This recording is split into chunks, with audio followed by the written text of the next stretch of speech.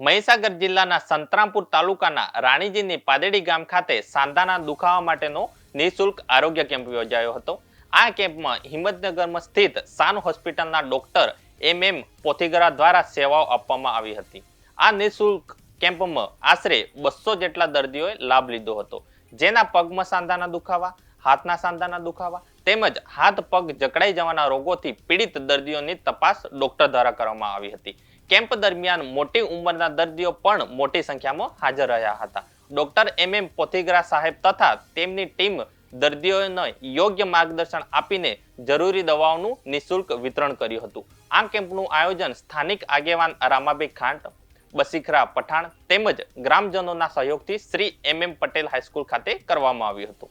કેમ્પમાં સંતરામપુરના ઘનશ્યામભાઈ મિસ્ત્રી, બસીરકા પઠાણ, રામાભાઈ ખાંટ, હાઈસ્કૂલના આચાર્ય તથા ગામના આગેવાનોએ ઉપસ્થિત રહ્યા હતા.